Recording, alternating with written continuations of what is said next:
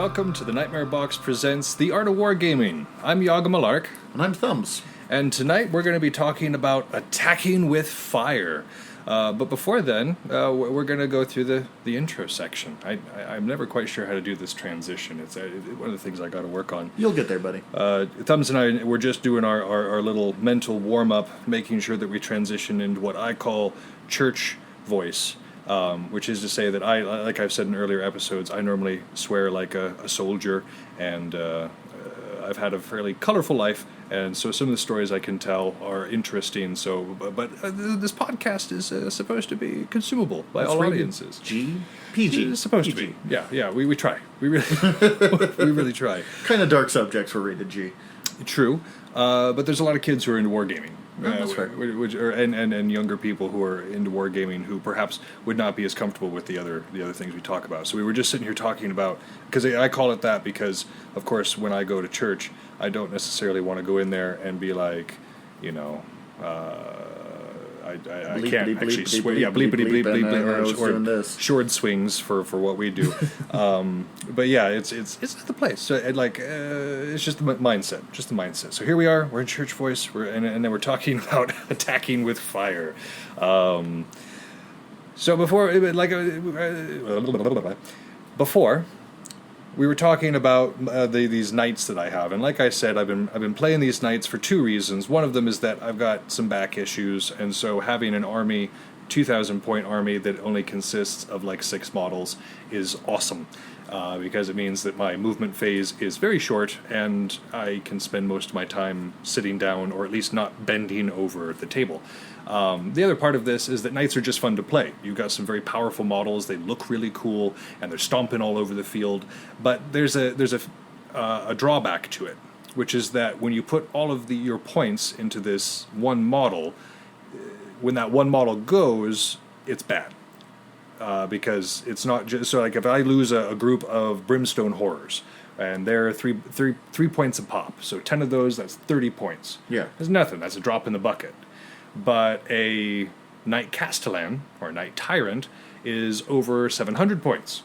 So when that bad boy goes down... half your army's gone. That's right. That's a big issue. So this week I had 2 different games, and they ended very differently, but it came down to just a few dice rolls. Like with anything else in this game, it does come down to somewhat luck, and especially with knights, there can be these clutch moments where if you roll well, the rest of the game is going to go pretty smoothly for you because you made your save, or you got the really good damage, or whatever it was that tipped it and put you into the lead. It can go the other way as well. So, for example, early on in the week, I went against one of my apprentices, Kaji. Yeah. He was running a knight list as well, because I'd warned him beforehand. I don't like blindsiding somebody and being like, oh, you came with a nice casual list, and I came with a bunch of Lords of War. One of the few times I've ever played Warhammer 40k. I was telling you about this the other day. I played an orc army, and I went up against a bunch of Dark Eldar in, I don't know, some kind of skiff jet thing. I think I know what you're talking about. I just cannot remember what it's called because I don't play Dark Eldar. And I was using mostly boys, and I had almost no... it was a very small army, and I had almost no anti-vehicle stuff, and they just picked me apart. Well, sure, and just about everything Dark Eldar is poisoned, so if you've got fleshy bits exposed, which is an orc army for the most part...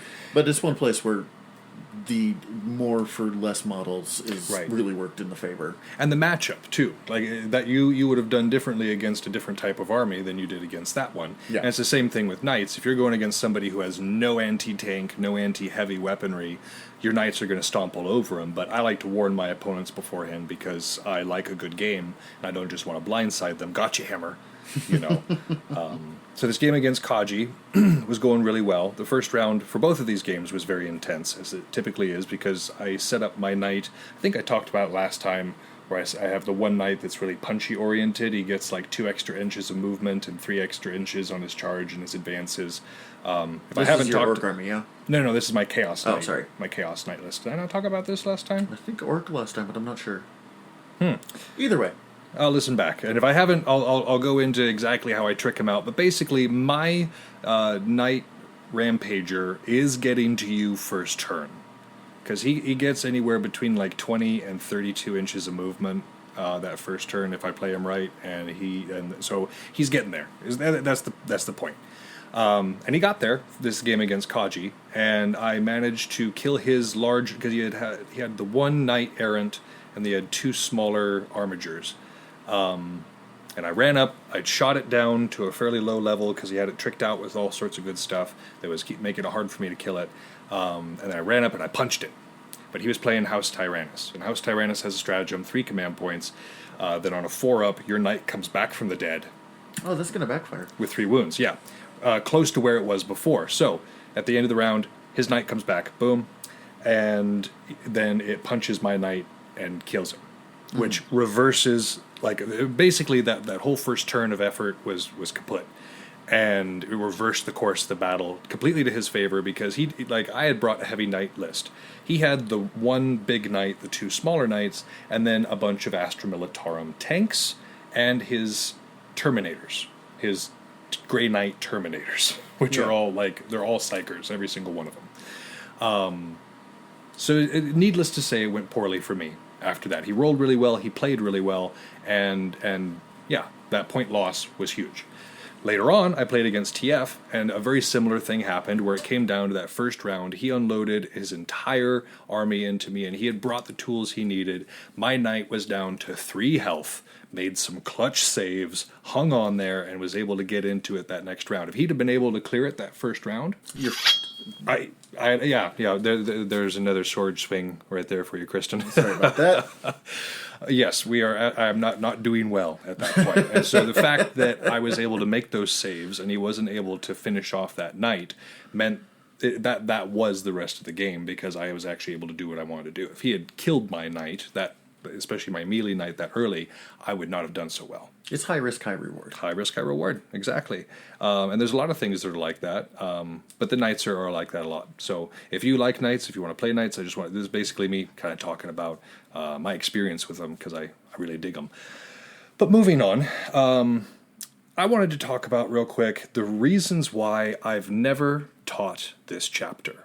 And I've been teaching this since 2005, when I ran the very first Officers Academy at the very first Gladiator School. Oh, man, I remember that. I was in that. Yep. And I don't know if you can recall back there, but I skipped this chapter even then. I also skipped using spies. I wasn't as politically adept at the time, so the next chapter is absolutely... That's going to be a fun chapter to talk about. I'm going to enjoy it, no doubt. But attacking with fire was always a difficult one to conceptualize because, one, I mean, if you read the first part of the chapter, it's talking about the types of attacking with fire and attacking the other opponent's arsenal and attacking their equipment, and that's not cool. If you're doing that in Bell, you're going to be expelled. Getting arrested. Yeah, you're going to be arrested, and you're going to be asked not to come back to the event because that's not cool. Same thing in 40K. If you're going around melting people's models or dropping firecrackers on people's tanks, you're not going to have a good time, and you're going to spend the weekend not at the tournament, but in the jail cell instead. Not so much 40K there. No. So, again, I had a hard time trying to figure out how this one was going to be taught, and I almost didn't again. When we were first planning this out, I was talking to Oni about it, and I almost was going to skip this one again, but he convinced me not to for several reasons. One, as we'll get into later, the concept of fire as emotion, as passion, as a driving force behind why we fight, behind how we can fight well, that was something a metaphor that I didn't think about. And so Oni and I kind of talked about that, and so I want to definitely add that into the Bell section. But then as I thought more about it, I was like, flame attacks are definitely applicable to 40K, but it also gives us an opportunity to talk about something that we don't talk about generally on this show, which is the human cost of a lot of this war.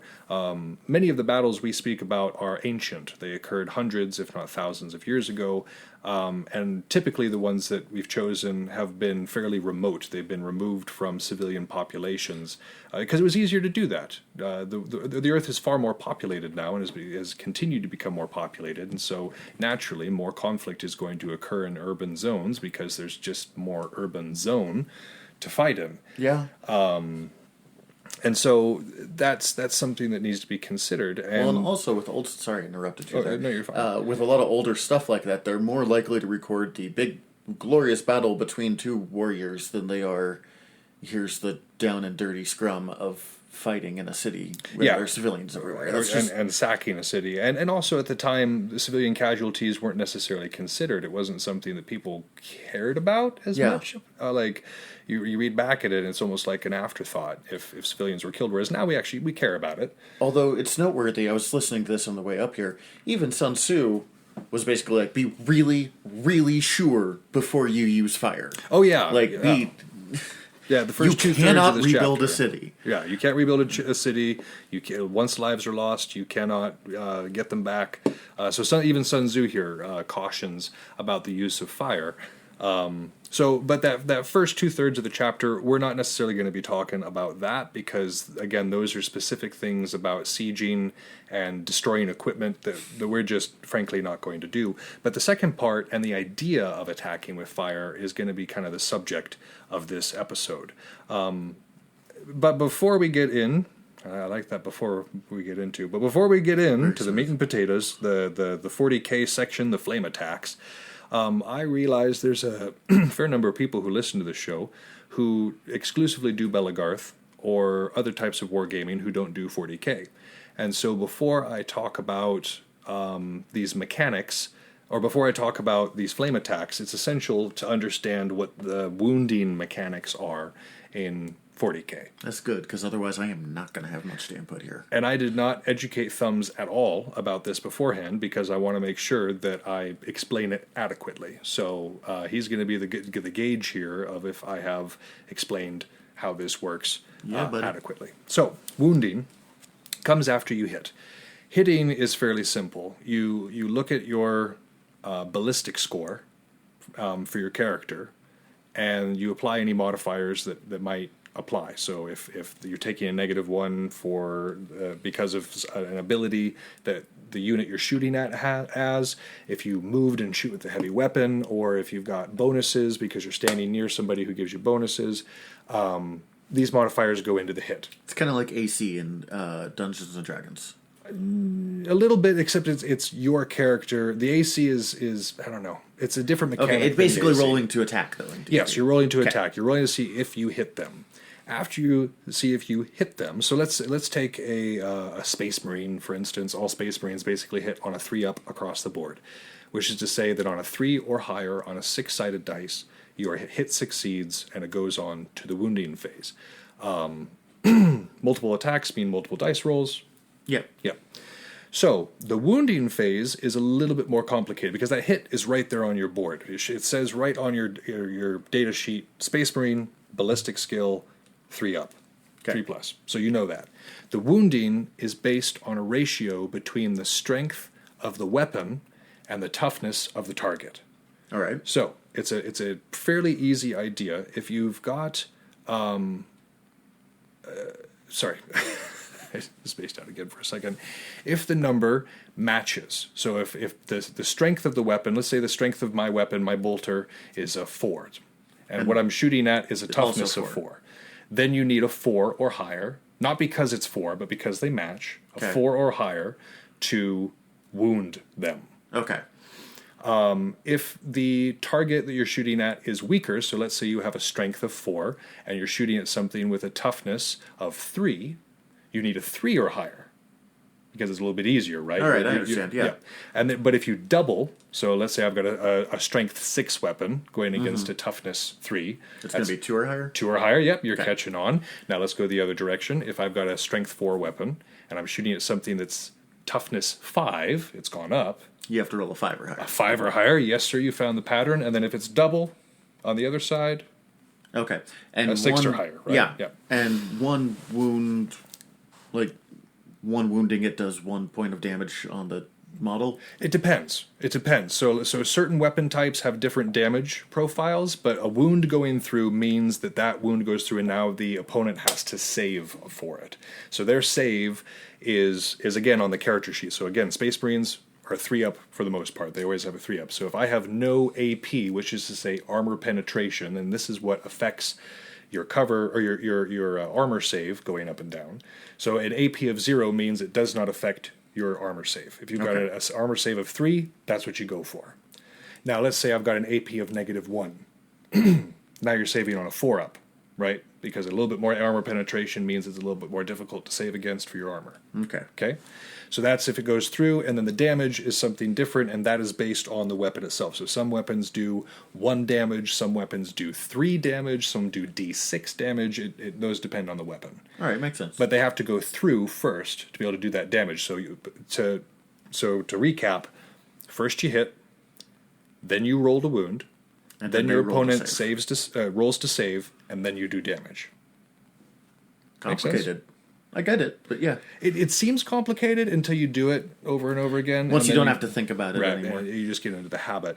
So that wounding phase, or that wounding part, is going to be the crucial mechanic of why flame attacks are awesome. So, if you feel like that was explained adequately... I get you. Okay, then we're going to move on to talking about flame attacks within 40k.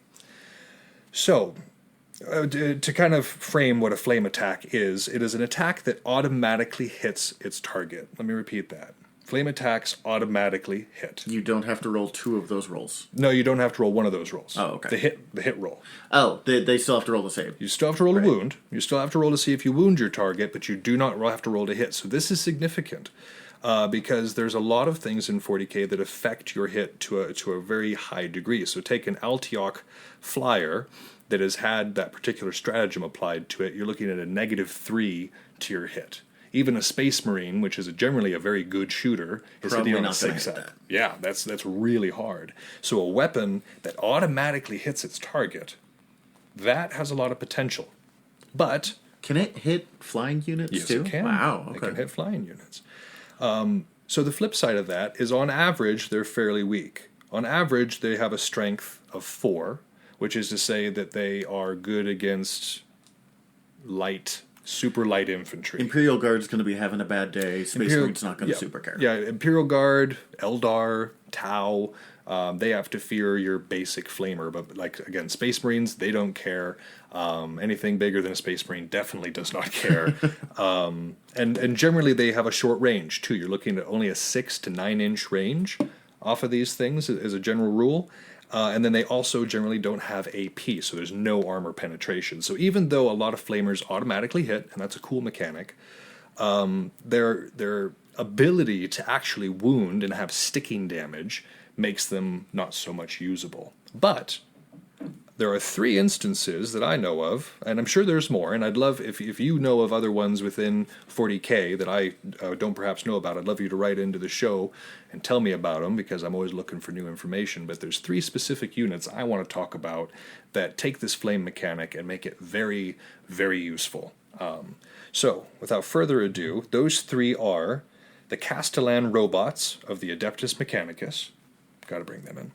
The Flamer unit from these niche demons, and the Foul Blightspawn of the Death Guard. Each one of those sounds like a Norwegian death metal band. They absolutely... Castellan Robot, Flamers, Foul Blightspawn. It's a Death Clock album. It could definitely be a Death Clock album. I could see that.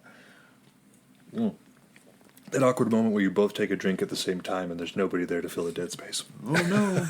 Speaking. No. So we're going to start with the Castellan robot and their weapon, which is called the Incendiary Combustor. Sorry, is Castellan what? Imperial Guard or what? Adeptus Mechanicus. Oh, okay. Yeah, so the Castellan robot is with the Adeptus Mechanicus. I don't know much about the Adeptus Mechanicus. I adore them. They are they're basically half of the Imperium of Man, and they, as you can imagine, deal with all the technological things. This is where you find your tech priests. They maintain technology from the good old days. They're weird cyborg cultists, aren't they? Yes, they cool. If you reach more than 50% of your body being cybernetic, you're more machine than man, and that's considered a holy symbiosis. They've taken being a technician to a religious extreme for the most part. Like, imagine space Catholics, but who worship electricity.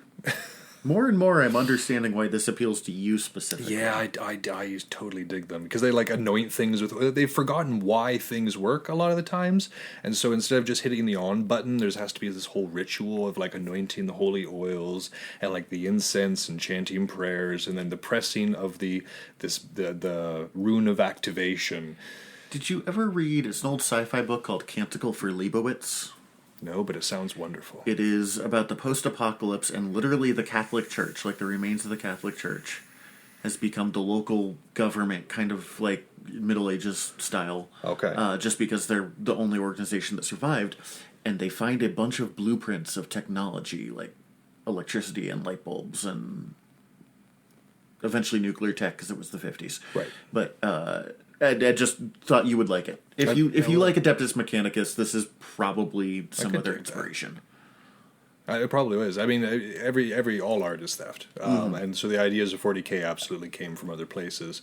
As long as you do it well, I don't care if you're using tropes. Yep, tropes exist for a reason. Indeed. But back to these Castellan robots real quick, who are part of the Adeptus Mechanicus. They're Incendiing Combustor. So this is generally a Strength 5 weapon.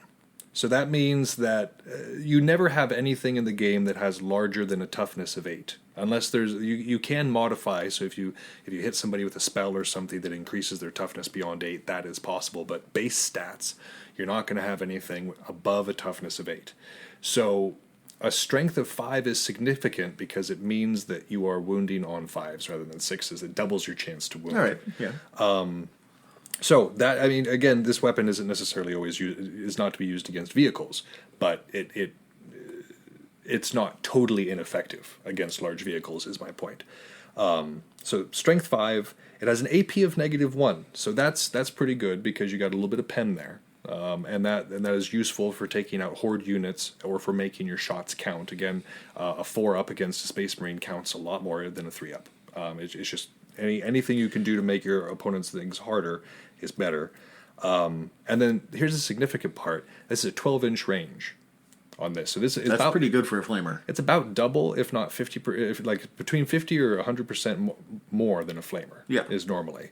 So it's a heavy D6, but again, you don't have to worry about a moving and firing penalty because it automatically hits. But the special thing here, so you're like, okay, that's pretty cool. It's basically like an upgraded flamer, right? The cool thing is it comes with the Castellan robots a protocol mechanic. So if you put them into Protector Protocol, they've got 3 different protocol modes, but this is the one that we're focusing on right now. They get to double their amount of shots. So it's a upgraded flamer that fires a lot. That fires twice as much. So instead of 1d6 shots, you have 2d6 shots. And these Castellan robots, they start with 2 in a unit, and you can have up to 6, I believe. So imagine 6 robots. That's 12 fire shots. That's 12d6 shots that automatically hit against 12d6. Oh my man, that's up to mathing. 72? That's a lot. That's a lot of shots. That's a lot of shots that automatically hit, and then you're looking at bare minimum a 5 up to wound. So that's pretty decent, right? That's mass numbers with flamers. Yeah, that's right. And so again, this is very useful if you're trying to defend your gun line against a horde army like Tyranids or Orcs that are trying to press in on you. This particular weapon, this particular unit can be very useful for that. I've used it for that. I've never used Castellan robots in groups of 6. At 3s are how I typically play them for whatever reason. Wait, if you have 72 shots, or up to 72 shots, do you have to do all 3 dice roll every time? What do you mean? You were saying you can throw 72 shots in a fight. Yes. Do you have to roll the 3 dice of to hit, to wound to every time? Yep. So you're throwing like 200 rolls in a round. Oh, you throw so many. If you don't like rolling dice, Warhammer 40K is not the game for you. Sorry, I have not played in a while, so I'm just a few things are just occurring to me as we talk about this. Craps players would get tired at how many D6s we throw around. I'm just saying. I'm telling it down, man. There's a lot of dice. But yeah, so that's a fairly significant one. That and again, the Castellan robot itself is a fairly tough model. They can withstand a lot of damage. They have some good defenses to them, so they're a tough, survivable unit that can dish out some decent fire damage. And so I wanted to introduce this idea using them because they are kind of just an upgrade, a very normal upgrade to a flamer. But now we're going to make it weird. We're going to go over to the chaos side of things because I found that chaos actually has some pretty cool things when it comes to the flame mechanic. So first we're going to go to the Zneach demons. Okay. I love them. And we're going to talk about Zneach. I do love, and I know that this is probably going to be the episode that I get the most people writing in about because everybody I've met pronounces that name differently, and I think that's the point. Sneech, Snatch. Yeah, I get Zneach, I've heard so many different pronunciations, and I think that's the point because it is just this unpronounceable. It's the H.P. Lovecraft of names. Yeah. It's unknowable, man. So the Flamers, I gotta admit, when I first got the box set, because I wanted to build up to a brigade with my Zneach demons, and I was not very impressed with the Flamers at first. I was only running them in small groups of about 3, and I was noticing that they were not getting to where I wanted them to get to. They died too easily, and when they got there, they didn't have enough punch. And so, honestly, I was thinking about just selling them and not keeping them in my army because I couldn't figure out how to use them. I'm going to give away one of my secrets tonight because the Flamer is actually one of the most useful units in the game if you use them correctly. So, the Flamer, their ranged attack is called Flickering Flames. That's just what it's called, okay? Now, it starts at a strength of 4, but that is because it plays off of the strength of the unit itself. Most flame attacks are a weapon. It does not matter how strong the Space Marine or the Tyrannid is, their weapon has its own strength characteristic. Okay. Zneach demons draw off of their own internal strength. So this strength 4 is because the Flamer is strength 4. That's significant, okay? That's not just there for no reason. So, also a 12-inch range on these ones, which means anybody who deep strikes on you, or if you deep strike, pay attention for that for later. You're going to be in range because deep striking you have to be more than 9 inches away if you're coming in as an off-board mechanic to come into the game. Yeah, you can't just basically go in already and you have to be outside of 9 inches. Yeah. So a 12-inch flamer means you can drop and hit them, right? Oh, that's nice. It's very nice. AP -1 again, so we have a nice little penetration there. Something that's at least a little significant. This one is a pistol D6. Now a pistol weapon is a weapon that can be fired in melee combat. So that's significant because these guys can be used to deep strike and then jump in on your opponent's tanks. And even though they are not good at melee combat, they're just wailing away with their little nubs, and they don't do much because they're still shooting fire. They can still shoot fire from melee range. So that is significant. So all of that considered, if it was just that, they are still fairly weak. Like even with that 12-inch range, that's nice, but they're still strength 4.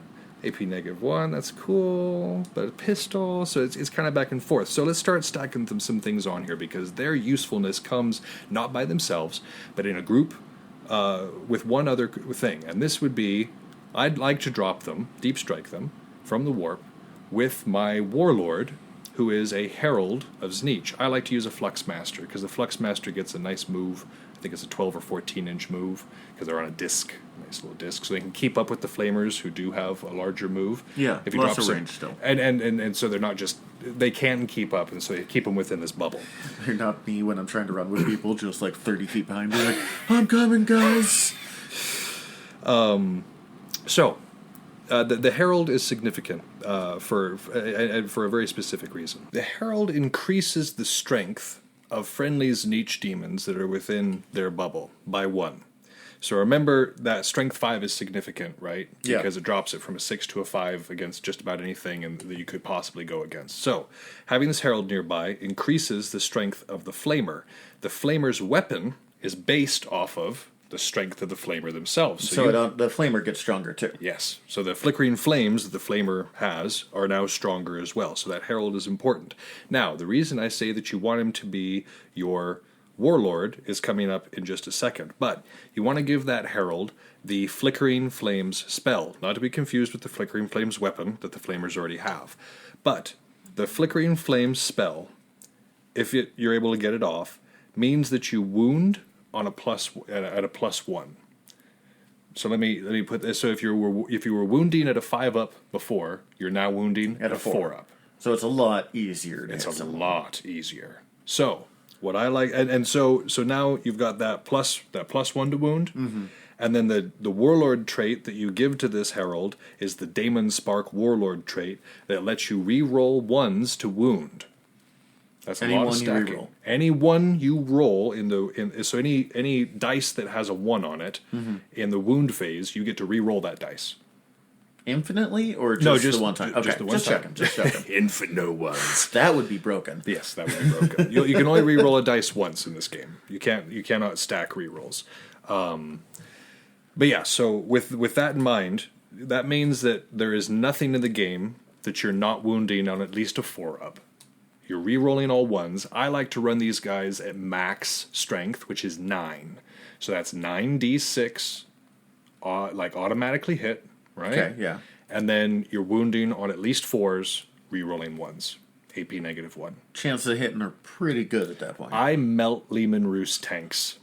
And I know that you haven't played against Lehman Roos. I know what a Lehman Roos is, at least, like, contextually. They are chonky tanks. They're the tankiest of tanks. Are they the biggest tanks in the Imp Guard army? Yes. Or, okay, I mean, they're your basic tank. They are the Imperial Guard tank, but they are one of the best tanks in the game. And I have melted them before by deep striking this group in front of them and Just imagine being the poor scrub Imperial Guard guy inside that tank, and 9 demons pop up and spit fire at you, and you can, like, see your tank melting. And this is change fire too. It's not just normal fire, it's change fire. So as you're dying, you're like turning into like goo or a packet of posies or something, because it's like chaos fire, right? Oh, good. So like mutations galore as well. So like, yeah, it's beautiful. It's beautiful. Well, that's a pretty image. I call it my flamer bomb. Which is significant because we're going to be talking about firebombing later. So like, yeah, this is my flamer bomb. And it's extremely effective at doing a nice little deep strike hit at somewhere in your opponent's line. Now, this last unit we're going to talk about, I do not own yet. As I was researching for this episode and I was looking him over more and looking over some of the combinations of what you can do with him more, I realized that I need 3 of these in my army because you can only they come single unit, and you can only have 3 of a data sheet unless it's a troop or a dedicated transport, of which he is neither. But he's awesome. So, Foul Blight Spawn. Anybody who plays Death Guard, you know who I'm talking about. He has a Plague Sprayer. So, these other guys we were talking about, they actually had flame weapons. His is technically a biochemical weapon, operates off of the same mechanic, which is to say it automatically hits and all that. Gameplay-wise, is functionally identical. Functionally identical. Now, this one only has a 9-inch range. So that should tell you that it is pretty awesome otherwise for me to have included it in this list, because it only has a 9-inch range. Does it generally hit harder flame-wise if it's got a shorter range, or...? No. Oh, okay. Again, the most flamers are between 9 and 6, and they hit at that strength 4. So most of them are decently weak. This one is a 9-inch range. So that means that this guy, the deep striking thing does not work because you have to be more than 9 inches away when you deep strike, which is like 9.000001 inches away. Mm-hmm. So if they've got a 9-inch range, it's out of range. But this is an assault weapon, Assault D6. The significance of that is that you can advance and use an assault weapon. Normally you take a -1 to hit, but because a flame weapon, quote-unquote, automatically hits, you don't have to worry about that, which means this guy can sprint all over the board and still use his weapon with no penalty. That's nice. That is nice. The strength of this weapon, chaos. 2d6. You roll for it every time you use it. So up to 12. Minimum 2, up to 12. Now the average on 2 dice is 7. So you can bet on 7 or around 7. This thing hits like a tank, is what you're telling me. Yes. I mean, you have a 1 in 6 chance of rolling 7 on 2 dice. So most of the time, all things considered, you're going to be getting 7s with this guy, which is awesome. Mm-hmm. It has an AP of -3. Let me tell you that again. -3. That means that a Space Marine is having trouble with this. It's eating through his armor. A guardsman is just not there anymore. he's a blurb on the ground. This thing sounds really overpowered. We're not even done yet, my friend. I'm just telling you the stats. I'm not even telling you what you can do with it. So moving on, damage. So these other two that we talked about, Castellan robots and the Flamers, as awesome as they were, they only did 1 damage. Each hit or each wound that gets through only does the 1 damage. Foul Blight Spawn do 3. Flat 3. Turns out that's a lot of damage. Turns out that's a lot of damage. So that's just the base stats for this guy. So I saw that and I'm like, okay, he looks pretty cool. But then you start looking at it and he's even cooler because this Plague Sprayer qualifies as a Plague Weapon. Go figure. That's significant because Plague Weapons, you re-roll 1s to wound. So it's got the same as the Castellan guy? No, not the Castellan. The Flamers. The Flamers. But wait, there's more. Oh, of course. There is a... We're the infomercial here. Billy Mays. Here to bring you Plague Sprayers. Here to bring you Plague Sprayers. Did you like Nurgle? Do you like sickness? Is it a blessing? Do you get the flu and go, yummy? Now you can buy not 1, not 2, but 3. But 3 Foul Blight Spawn. Sorry. All right, so Mortarion comes with this standard if he's your warlord, but you can put it on any warlord besides Typhus. There's a warlord trait called Arch Contaminator. Basically what this does is it takes that plague weapon ability, you reroll 1s to hit, and you reroll all wounds. Sorry, not to hit, you reroll a wound. You reroll all wounds with plague weapons. Right? Okay.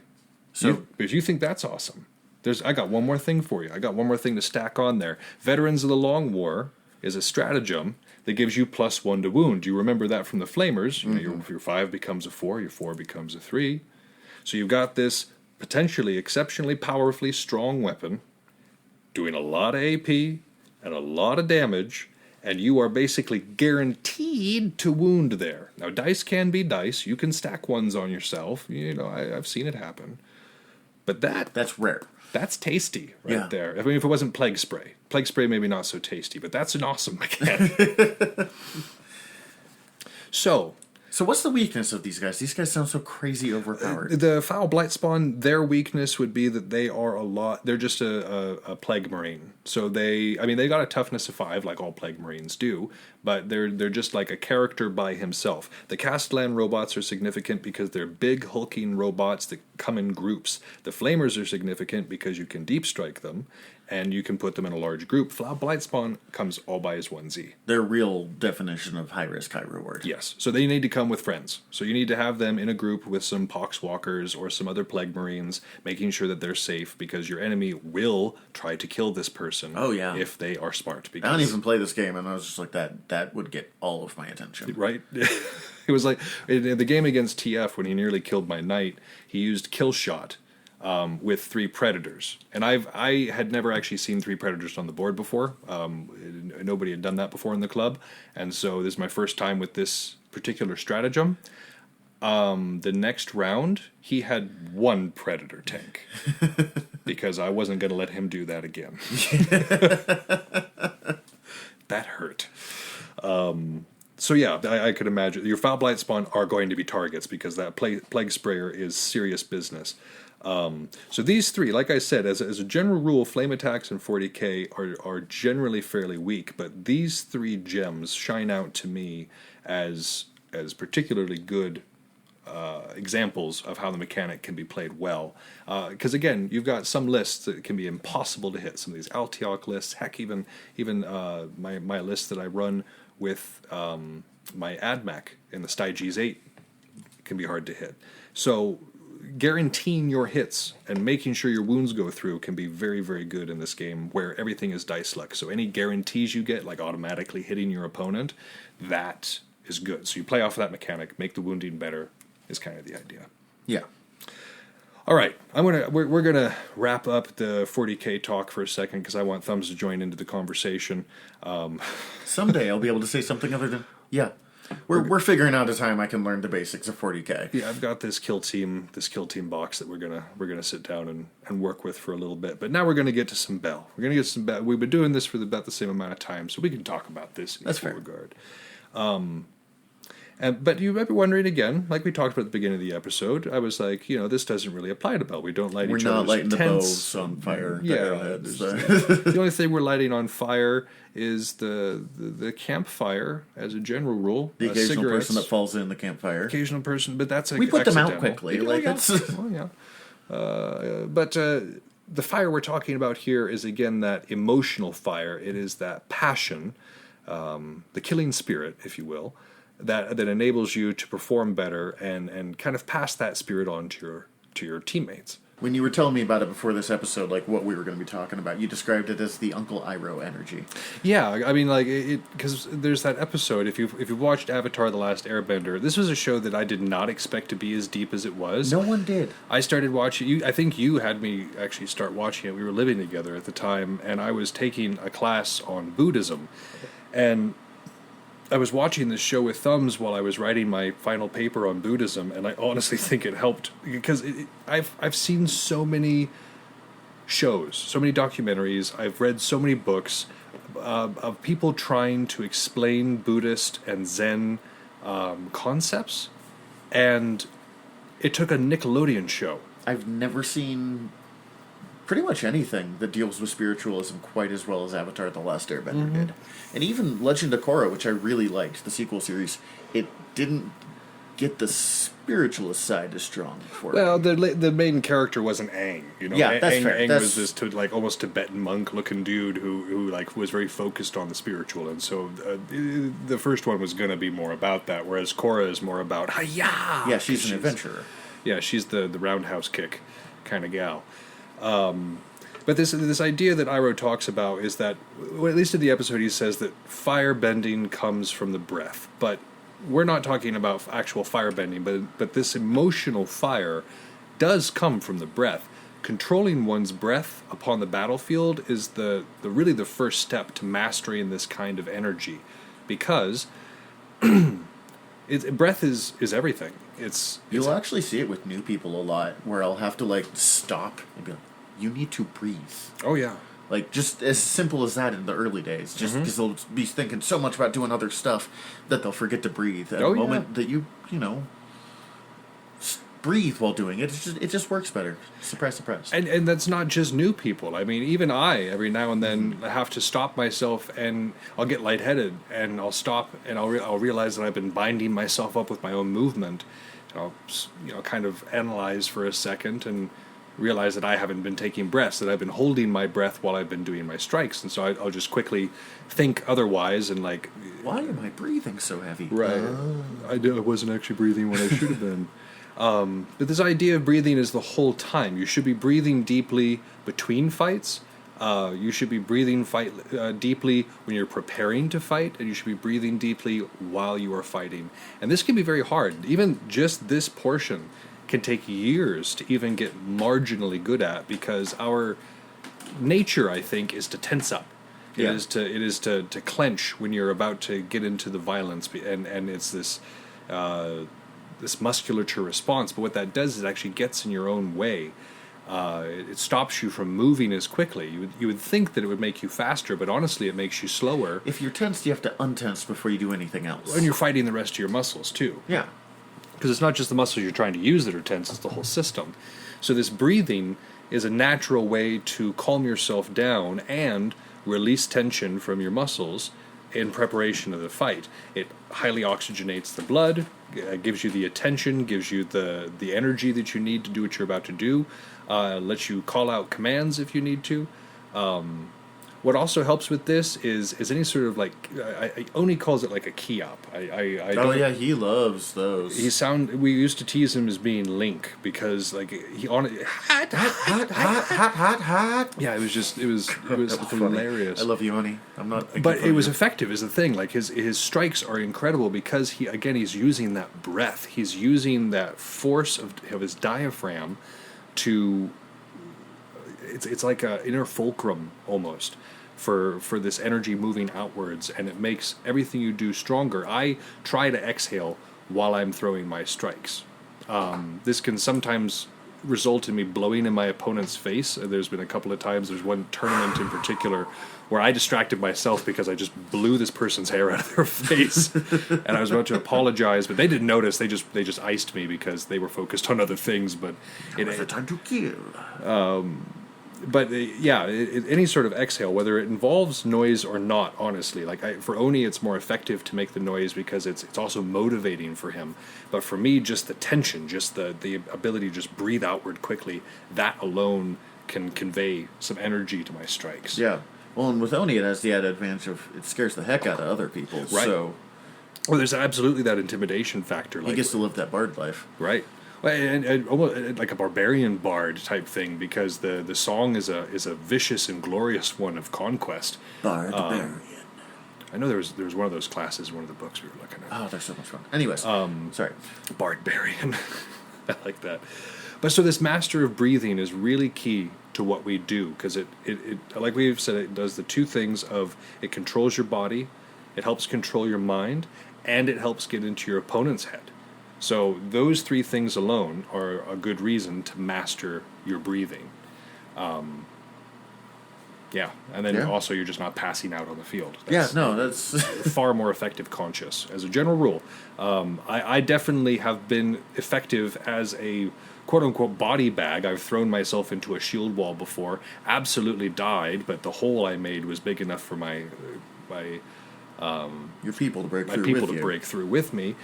But I did have to be breathing. In order to do that. Nobody hucked me. I had to generate the force of my own will. So, breathing is good, and mastery of the breath is essential to capturing the energy of fire and applying it to the battlefield. So, we're going to talk first about fire in solo combat, and then we're going to talk a bit about how it applies to a more of a field situation. I just realized I had XYZ. Nobody here but Thumbs and the cat, but I'm still self-conscious, of course. If you hear a zip, that's why. So this fire in solo combat, it starts with the breath, and I find that the second place it comes out is through the eyes. I like to maintain a lot of eye contact when I'm fighting my opponent for two reasons. The first one is fairly obvious. The eyes are telling of what your opponent wants to do. If your opponent is not practiced, they will often telegraph their shots with their eyes. So that's why you picked up sunglasses for so many years. I mean, also because I was uncomfortable meeting people's gaze. Now I don't care. Now I just dead gaze people straight in the face, and that's even more intimidating. And that's the second part. So there's the portion of it's a good way to gauge what your opponent is doing, and then you can also intimidate somebody just through eye contact. Oni and I have completely different styles. Thumbs is a bit more akin to mine in that we both get very calm on the battlefield. We're not very animated. If I don't need to, I won't even have my weapons up in position. Right. So we're at a very neutral or negative zen right there, whereas Oni is the aggressive. He's more of a fire type. I find myself more of an earth fighter, but Oni is definitely fire. Oni gathers attention with what he does, which is really effective. Right. We bluff. Yes. They're people who don't know me. I've talked about this before. I held off an entire field or side of a field because I walked up in the middle of the field, looked bored and kind of bring it, and stared him down. And people who didn't know me were well, obviously this guy knows what he's doing. Look, he doesn't even have anyone backing him up. And you gave him the lazy eye. Behind the face, I was just oh my god, I'm so dead. Please fall for this. If they step, we're done. But yeah, so I mean that's the field combat idea, but it also works in the one-on-one as well. So that's two benefits right there, but also I find that making eye contact with somebody makes the situation more real. It excites my blood more. You're getting that personal contact with it. It's more personal, yeah. And so, but you have to be able to channel that. It can't I said before. I was wearing sunglasses for the longest time because it honestly made me uncomfortable. to make that kind of eye contact with somebody that aggressively. So you have to be able to master that feeling first, because if it's making you uncomfortable, then you're the one that it's working on, and not in a good way. So that you have to be comfortable with that aspect first. So some people are just not going to be able to get this. I know some people are just not comfortable with eye contact. So this part of it, maybe not so much. Oh, is the cat getting ornery? I accidentally pinched his tail. Oh, I'm the worst. You're the worst. He's also just, whiny. But the fire also comes out in one's motions, in one's commitment to one's motions. Like the fire catches on the wind and moves quickly across the plain, so too must you catch fire and move at your opponent. Once you've decided on a course of action, the commitment comes with the full dedication to it. And again, we've been mentioning Oni a lot in this episode. I'm sad he couldn't be here. He's very passionate about this particular subject. He'd be perfect for this episode. He really is. But distance and busyness of real life keeps him, of course. But committing to it, it doesn't necessarily have to be violent. It doesn't have to be emotion that is ugly or crude. It can be graceful. That actually works against you if you're doing the kind of ugly, crude anger emotions to power you. And that's a good point. We're talking about this control. The fire is of no use to you if it burns you as well. So if you've got this emotion going on, when I first started getting goodish at fighting, I was embracing something that I referred to as Sith fighting. And it's something that's fairly common for a lot of newer fighters who just want to utilize that energy that they have, and it's you actually use anger, and that anger propels you into being able to do better-ish on the field. Now, it also makes you sloppy, and it makes you easily provoked. And it makes you more likely to get injured. Yeah, makes you far more likely to get injured. So it's not actually a good habit to form. So if you're a person who uses straight-up anger to fight, I would strongly recommend against it. You will not have as long of a career as you would like. We actually had a guy in a bear pit a couple of weeks ago, and he was running out of time, and he was trying to get through this bear pit, and he was doing that no, I'm just angry about it, using his anger to get through, and I actually had to go in and sit be like, you need to stop and you need to breathe, because doing this anger is actually making you do worse, because you're just so vibrating that you can't actually get anything done. You stop thinking. And again, a state of no mind is good, where you can just act without thinking, but that's not acting out of irrational anger. It's not acting out of a place of being controlled by an emotion. It should be acting on muscle memory. It should be acting on the right thing to do in the situation. Not so much, I need to crush it, and I need to crush it now. It's just harder to respond to stuff. Like this guy does when he's fighting calm and not trying to anger his way through a time schedule, which I understand. I've done it too. He does really well for himself. Yeah, he does. But that time he was having, it just was not clicking. Yeah, like we were saying, it makes you sloppy. It can make you very predictable. A lot of times people who are angry will open with the same shot and follow with the same combos because they're just getting frustrated and they just want it to work. So this fire we're talking about, it's not anger. It's passion. It's the, like I said, the competitive spirit. It's hard to describe. If you felt it, you felt it. If you haven't, you will. Just keep with it. But yeah, so this fire, again, comes in this dedication, comes in this quickness of movement, but that quickness is, it's not coming from trying to be fast. It's coming from being able to connect the highest efficiency, the closest point, or the closest path between 2 points. All of this stuff applies to this idea of fire and applying it in combat. Yeah. I'm sorry, I'm thinking of Star Wars because I just watched Star Wars. They have a thing in a lot of those where give in to your emotions is a Sith thing that they yell all the freaking time. Right. And whenever they just try to give in to pure anger, it never works very well. But no, it doesn't. And I mean, again, you get the impression that it has to work some of the times because the Sith obviously survive their fights. But when they're going against somebody who has truly mastered their emotion, it's something completely different, because if you are giving into your emotion and somebody else has mastered their emotion, then they can master you through your emotion, and that's not something you want to have happening to you. It's not fun. No. In fact, you want the opposite to be occurring. You want to be mastering the other person through their emotion. So, using fire in all combat, honestly, is solo combat. If you think about every fight that it doesn't matter if there's 100 or 200 or 1,000 people on the field, every fight that you're in is a solo combat, then these rules apply to that as well. That intensity, that direction, but that control. Because again, a fire that spins out of control burns you as well. But a fire that is centered, a fire that is channeled properly, can take the field by storm. Warlord McGee visited a couple of weeks back. He's from here originally, moved. I think he's down in Texas? Yeah. Florida, maybe? Somewhere. It's warm. Southern United States these days. He's playing something.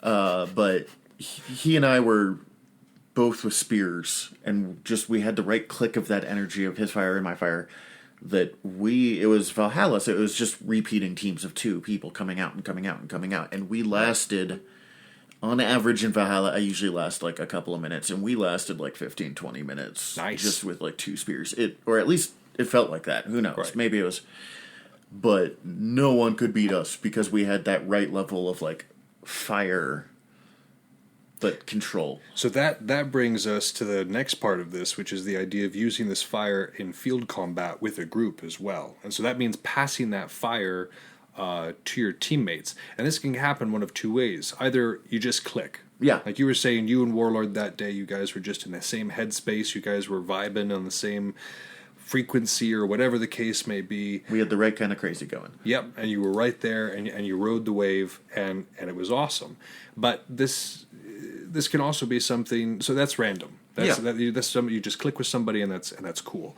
There's also the fire that comes with practice. I'm sure if Oni was here, he would tell the stories of how he and Kaji would enter the field together, and they are 2 people who have very well matched fire types. Like they have the same intensity, that same to this drive. day, when they work together, they just click. It's sad that they don't get to more often. Like I wish I could see them on the field together more, because it's honestly a duo that I enjoy fighting because of that intensity. It was never something you could ignore. No, I mean, you definitely can't ignore it. It's a force on the field.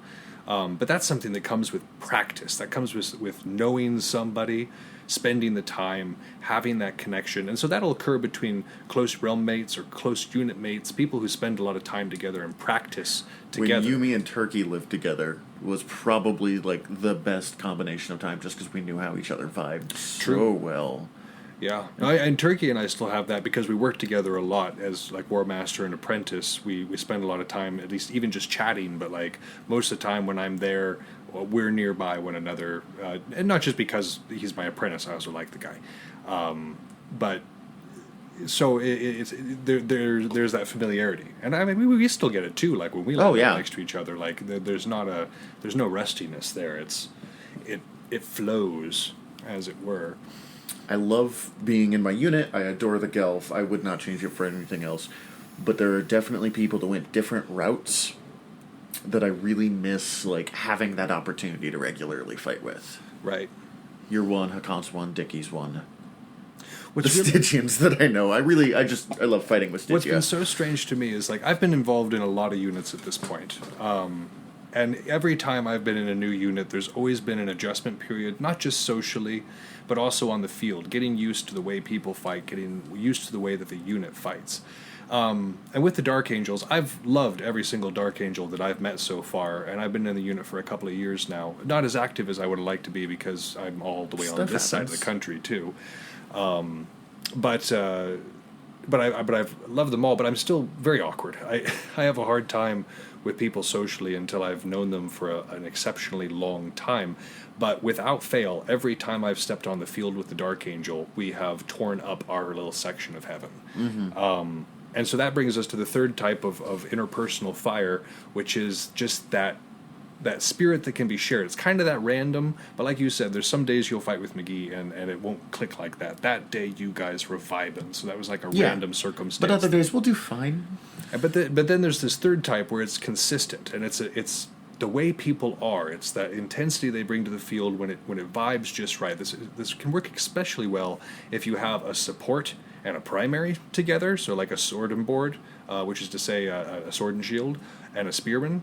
Like that combo, if they're vibing together and they know how each other move. It's unbeatable. Yeah, it is. And I've definitely lined up with strangers before, people in the East who I don't know the name of to this day because we were next to each other in the line once and then never saw each other again. But for whatever reason, our waves were aligned and Years it ago, moved well. At Western Wars, there was some EBF, and I don't remember who it was, but I was spear, they were sword and board, and like never had talked to this person before. Mm-hmm. And like he had like one quick critique for me, and after that we just clicked because I had just started spear at the time. Right. And he gave me, I'm still not sure who this was, but he just gave me this like approving nod, and like I still remember that specifically just from like the day something clicked. Sure. Like, and that, I mean, it's an awesome feeling, and when you can utilize that, yeah, beautiful. But it's not always reliable. You can't always just depend on other people's energies aligning with yours. People have off days. People have off days. And again, that first one, the circumstances, that's definitely not one you can depend on.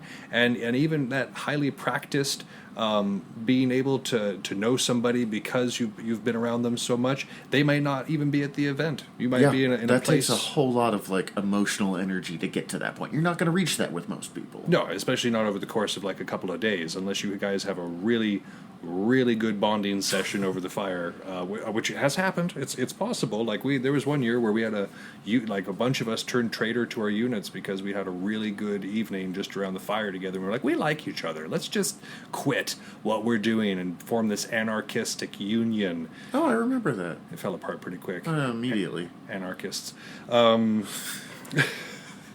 Anarchist organized organization. No sense of organization because it was anarchy, decentralized. So if you're in the, but you as a warrior, you want this fire to be consistent. You want to make sure that not just you are blazing, but your entire team is blazing. So how do you accomplish this? Well, Oni does it, like I said, just through his sheer presence. Like, he just flies at the opponent, and just through the way he fights and the sounds he makes while he's fighting, I think he motivates the people around him to kind of join in and to at least follow in his wake. They're like, oh crap, he's doing a thing. I should go do things. So even just that, even just being the dynamic motion on your team can help instill that fire in other people.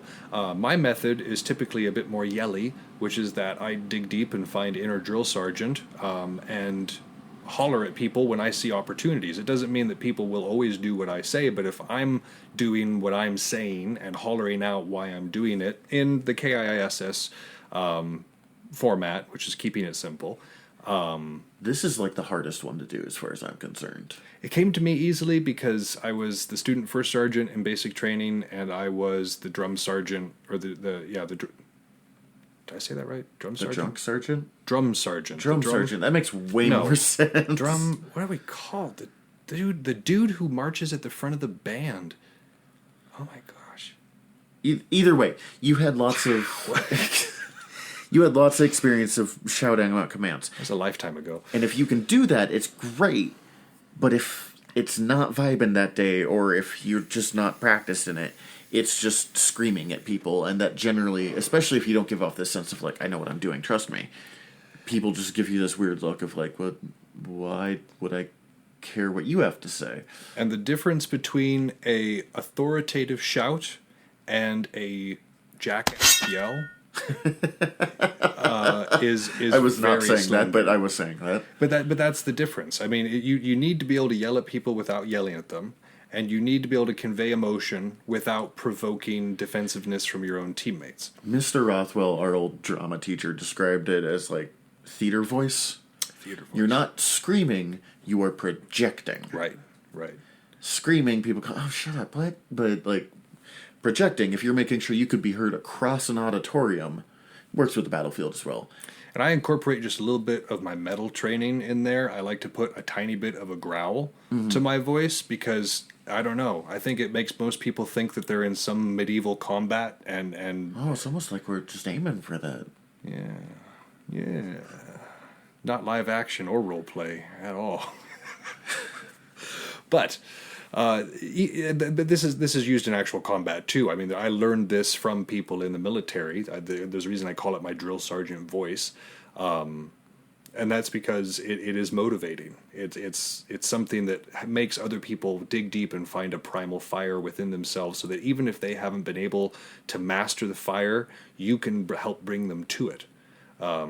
Is the idea. It's not about commanding people, it's about stoking the flames. And if you understand that, it will influence your tone. Again, you can tell when there's somebody who just kind of wants to be in charge and shout orders and is just kind of being a jerk about it. Yeah. Like, and nobody wants to listen to that person.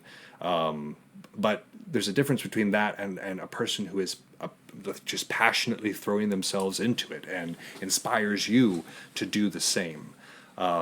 Books have been written on the subject. TED Talks and motivational speakers speak about it ad nauseum, but it's just that there's just a special something. There's just an effect. There's an entire economy around teaching people to do this. Yeah. So don't feel bad if it takes you a couple of tries. Right. Or if it's not something that comes naturally to you, but definitely recognize it in other people and allow yourself to be taken in by that flame. Again, it's about control. We're not talking about a disorderly charge across the field or anything along those lines. But control and passion together. Yeah. So this is fire. This is kind of the idea of fire in Belagarth. I hope, Oni, if you're listening to this, I hope I did it justice and that I gave your ideas merit, because I honestly found your analysis to be quite good. Real quick, I want to run through this the last little bit of the chapter, because the advice he gives is honestly really good. This section I'm just calling "Keeping a Country at Peace and Your Army Intact," because that's what what the instructions were in the back of the book. And these ones are, I think, more for realm leaders and unit leaders, because you need to realize that your beef is your peeps' beef. It's so weird to say that. I like to say things like You're that a to my youth. students. I'm with the youth.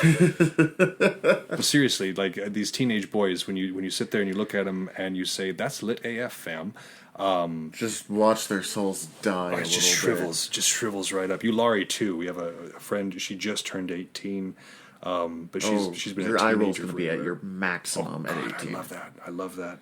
I live for that eye roll. I could be a good dad just because I like dad jokes. That's it. I have no patience for anything else, but dad jokes I got plenty of. So keeping this country at peace, army intact. Again, if you're a leader, you need to be thinking about how your actions and how your emotions affect everybody else on your team. And it's important to consolidate your achievements to avoid waste and delay. We're all trying to improve. We're all trying to move forward. And so consolidating your achievements, if you had a really good day on the field, if your unit performed very well, an after action review, which is just sitting down and asking people, okay, how did that feel to you? What went right? What do you think we could do again? Like having them just cognate on the subject can be huge to making that success a more permanent and it's a C word, consistent thing. A really regular thing I do with my squires, and I'll do it a little bit with new people, is stopping after the fight, doing like 5 in a row and being like, okay, let's talk about this. What went well, what didn't go well, and like making actually think about that is hard, because you're like, I don't know, I swung some stick and then things happened. But if you're analyzing it, and you're in the practice of analyzing your own actions, both good and bad, you can take these achievements and actually build upon them. The next point, thinking ahead and building on your victories, it's the same idea.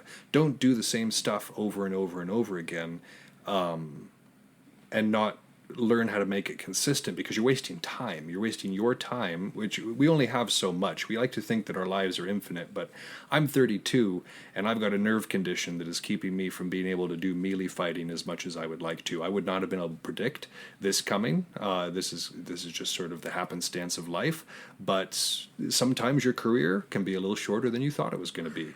Not to say that I don't ever fight, but it has to, the stars have to align for things to go. I threw out my back last summer, and there was a definite, like, oh, right. And I mean, I'm not 20 anymore. Even if you don't have a nerve condition, we all get older. We all get creakier. We all get achier. Yeah. It's just a part of being human. So trying to learn as quickly as possible is a good idea, because your career isn't going to be infinite. So as much as you can learn in as little amount of time is going to benefit you. So build on your victories. Don't reinvent the wheel, basically. Also, do not move without a clear advantage.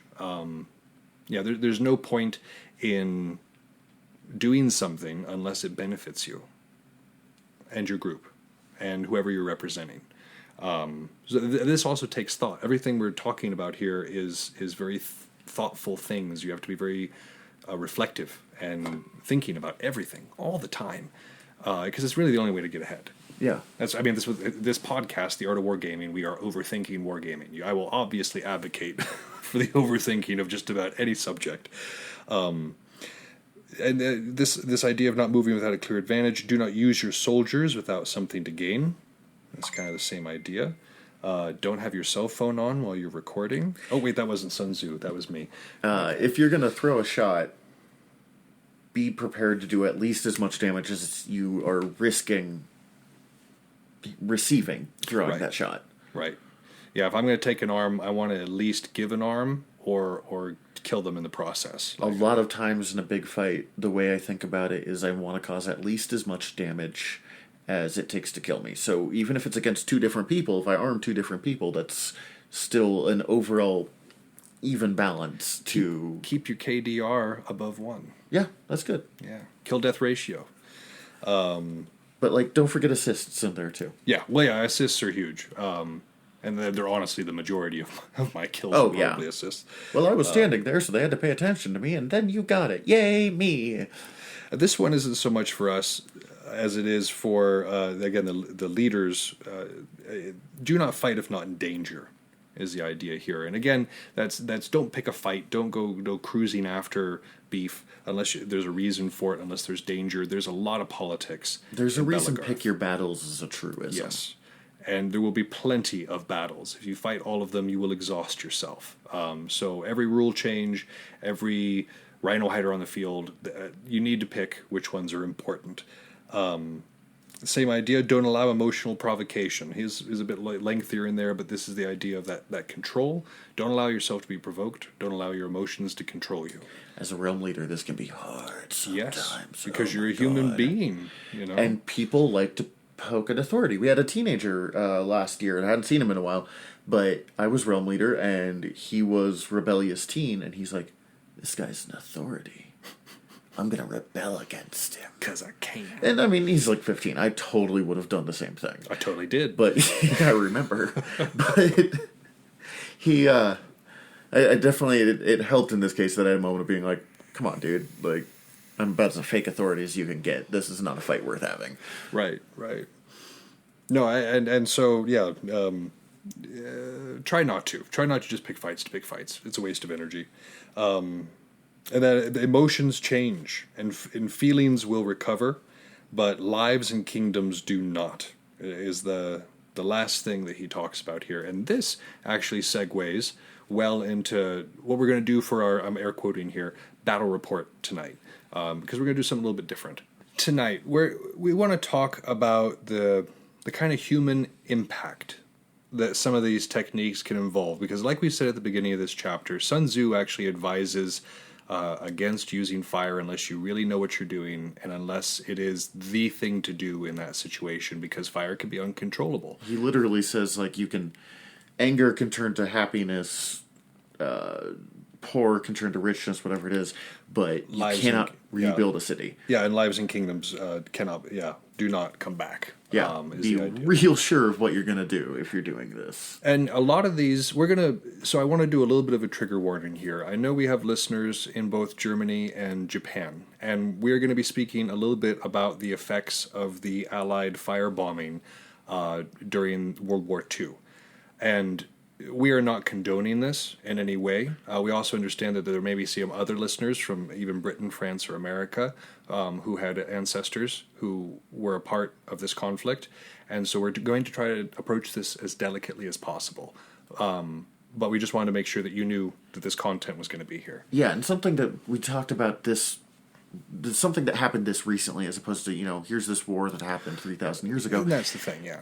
There is that connection, and we can't talk about this without at least acknowledging that exists. Exactly. And so the phenomenon that we're going to be discussing tonight is actually known as a firestorm.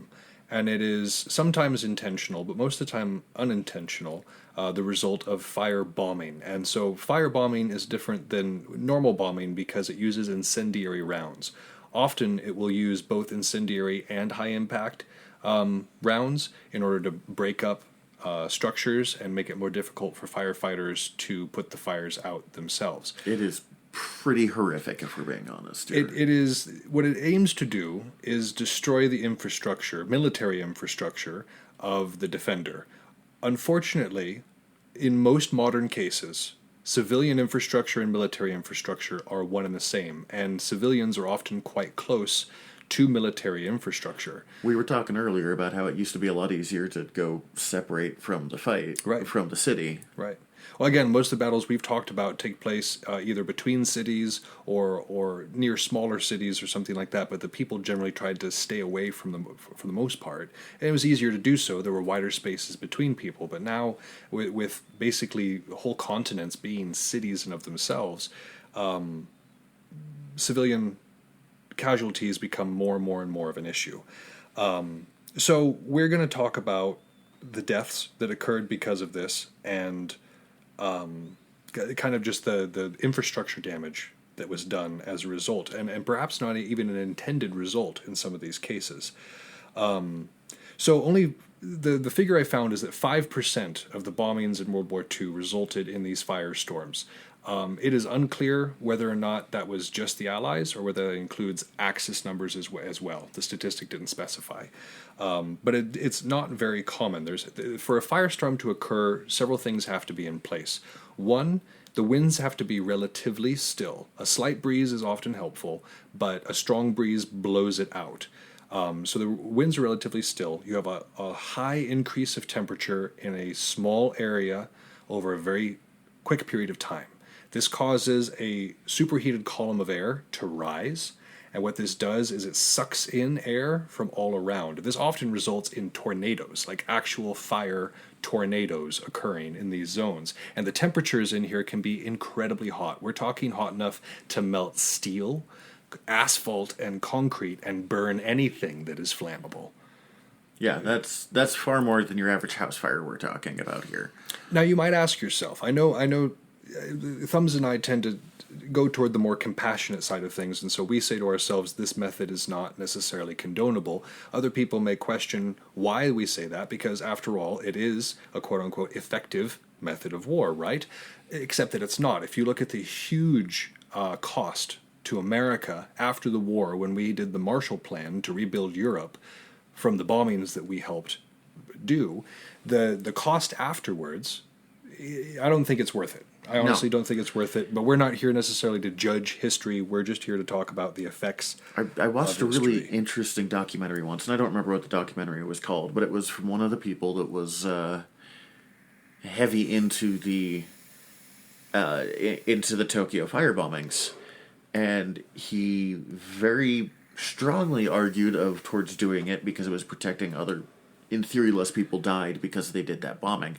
And I'm not saying I agree with that, but it was really interesting to listen to this person who legitimately believed in this technique.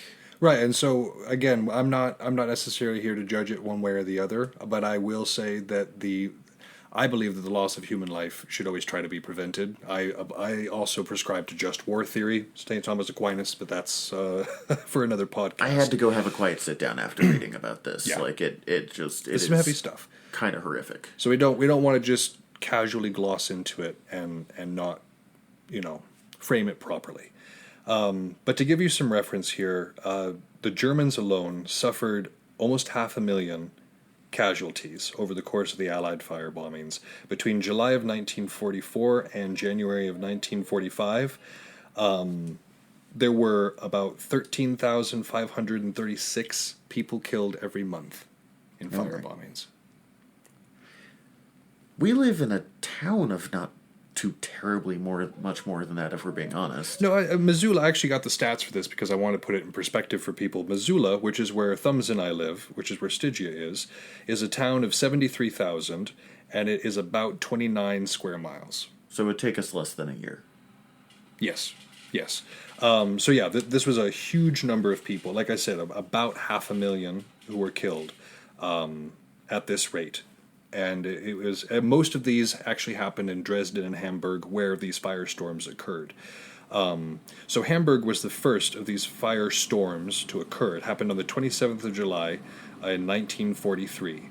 There were 46,000 civilians killed. And the size of the firestorm was 4.5 square miles. Oh, that's and this one was basically a small fire. Now the numbers were fairly large. This was particularly bad because again, the military and civilian infrastructure was so integrated in Hamburg that these numbers occurred the way they did. They didn't list how many dwellings were destroyed in this particular firestorm. But when you think about those old school cities Very that have been building, Well, that's part of the reason these happened. Like most of the times in a modern U.S. city, firestorms will not occur just because of the way they're constructed, the way we're laid out and spread out. But in these medieval style cities where everything's on top of itself and there's a lot of flammable materials, these firestorms can occur extremely easily. The next one occurred in Kassel, or Kessel, I think I'm saying that right. It was also Germany, 22nd of October, 1943. There were 9,000 killed in this one. It was more spread out, more of an agricultural area. The firestorm, so again, we're talking about an area where the flames are going upwards, sweeping things into it, potentially causing tornadoes. This one was 23 square miles, nearly the entire size of Missoula, Montana. Yeah, there's a couple of towns within 23 miles of the borders. Yep. Yeah, so that is a massive amount of space, and the dwellings consumed in this one. Now, I think they had warning, so there was only the 9,000 casualties. I don't want to gloss over that, but there were 24,000 dwellings that were destroyed. So there could have been much higher casualties for this one, like there were in Hamburg. The next one occurred in Dornstadt on the 11th of September, 1944. 8,000 were killed. Only 4 square miles for this one. But again, this one was targeted around a chemical plant, and so the chemical plant and 20,000 dwellings were destroyed. And now Dornstadt was one of those cities that was very much like we were describing. Yeah, very medieval, very closely packed, like a castle-style city. Kind of one giant duplex of a city. Yep, and this one just tore right through it. One of the most destructive ones occurred in Dresden. However, and this was the loss of life that occurred in Dresden was because the most readily visible thing from the air was a sports stadium, which was right in the middle of the civilian section of town. Oh man! And this occurred between the 13th and 14th of February. It burned so intensely that it took a long time to die down. Roughly 25,000 people died. Only 8 square miles. And again, they didn't report how many dwellings were lost in this one. So these were the ones that occurred in Germany. Shortly after this, Germany surrendered, and of course the Allies kind of stopped bombing them at that point. The next ones occurred in Japan, and we had started to kind of do them on purpose at this point. The first ones occurred mostly on accident. Toward the end of the war, a science was being developed. In fact, one of the British bomber general, or not generals, the guys in charge of it had observed that at Coventry, when the Germans were doing their blitz, if they had known how to make these conditions work, Coventry in England would have been perfect for a firestorm. If they had used this combination of high incendiary, high explosive rounds, they could have made it happen in Coventry. But they didn't, thankfully for the British. But Tokyo suffered one of the worst, and it doesn't actually technically qualify as a firestorm because it didn't get this vortex system developing where it went straight up because of some gale force winds coming from off of the ocean. However, if you know anything about the way that wildfire spreads, it still can burn. Like winds carry Yeah, just fire. because you don't reach a firestorm doesn't mean that you're not Right. terrifying. And if you, the loss of life and person and material that occurred here was truly horrific. And again, these numbers blow me away. Over 2 days this took place, between the 9th and the 10th of March in 1945. Between 80,000 and 10,000 and 100,000 people died. And those are conservative estimates. Some estimates have this as high as 200,000 people dying in this fire. 16 square miles. And there were 261 dwellings, or 261,000 dwellings that were destroyed. Now, Tokyo at that time had the highest population density in the world, which is why this blaze got so bad. Also, the building materials of Tokyo, you had a lot of paper. A lot of wood. A lot of paper, a lot of wood. And so the fire caught just right. And again, when you have these conditions, when the heat is like this, it's not a matter of an ember settling, like coming down through the wind and settling on wood and then that wood catching fire. That's not what we're talking about. We're talking about the temperature of the air being high enough that it just makes things burn, which is it's an incredibly destructive. And again, you can't control it. The same thing occurred in Ube on a much smaller scale. And this one was barely qualified for a firestorm. It was the smallest firestorm on record at literally the smallest qualifying size at 0.5 square miles. It occurred on the 1st of July, 1945. That's still fire tornadoes. That's still fire. That's still fire tornadoes.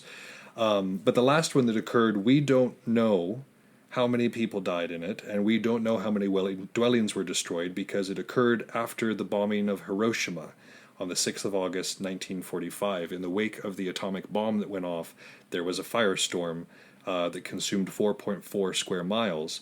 And again, we can't really tell what was destroyed because of the firestorm and what was destroyed because of the atomic weapon.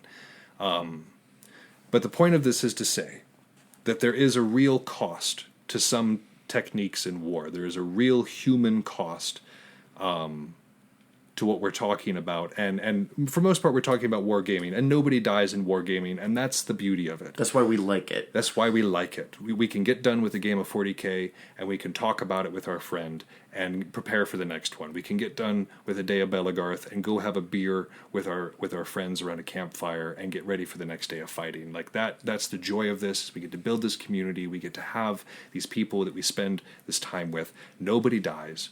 Nobody gets hurt. There's no firestorms.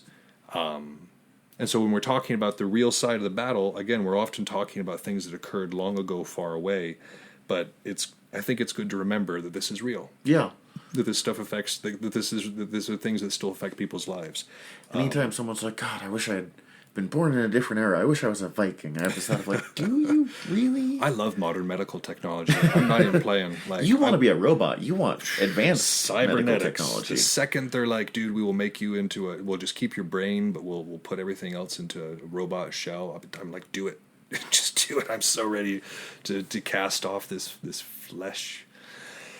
Oh. But anyway, so that was the firebombing, and that kind of ties into this attacking with fire. Like we said, Sun Tzu advised against it for this exact reason. It's unpredictable, and the loss of life can be worth more, or worth it costs more than the action should. What we've covered, what flame attacks look like in 40k, what I think are some pretty powerful combos. We covered the idea of fire in Belagarth, which is to say the breath, the emotion, the passion that can convey action not just through yourself but to your teammates. We talked a little bit about keeping a country at peace and an army intact, and some good, useful advice for that. And then the real effects of some of these techniques, in particular fire attacks, in real-world scenarios. But if I want to remind you that we are getting ready to wind up this book. We're about to move into using spies, and then we are done with the art of wargaming. But do not fear. Not with the art of wargaming. Just Sorry, the art of war. I put too many means on there, or gamings. Don't scare the people like this, Nick. Shouldn't be scary. Don't be panicked. We will continue, but obviously we can't just keep talking about this book. Do we have a next book yet? We have it pulled up on Facebook right now. So if you go to our page on Facebook, give us a like while you're there, if you'd be so kind. Just the art of wargaming. You'll see a picture of Oni and I smiling mugs. We've got a poll that's pinned to the top, and you just react in the way that you, what next book you're interested in us reading. Right now, Niccolo Machiavelli's Art of War is leading by quite a fair margin, but name's gonna stick for a while yet then. Yeah. So yeah, please get over there. That's our Facebook account. As always, you can follow us on Instagram. I try to post pictures of cool stuff that people here locally are doing in terms of wargaming. That's Art of Wargaming Podcast over there at Instagram. You can always email me. I love your comments, questions, concerns, criticisms at artofwargaming podcast@gmail.com. And then Thumbs, you can check out his podcast over You at can General find Nerdery. me and my buddy Tyler over at General Nerdery Podcast. We are on Facebook, Instagram, blah, blah, blah, blah, blah. I'm not going to advertise it too heavy here. But if you like listening to me talk, I talk there, but more. And as always, we want to give out a shout out to our parent company, Nightmare Box Presents, Brett and Kristen over there, and to their show. They're doing great work. Mistakes Were Made. Yeah, they're going strong, and they're one of the most recent episodes made me laugh a lot. So, and it's as always, it's good information for anybody who's of a creative or artistic streak. I think that's it. What do you think? I'm pretty much done here. All I right. think it's about time for a nap. So tune in next week for Using Spies. But for tonight, this is Yagamalark And Thumbs. signing off.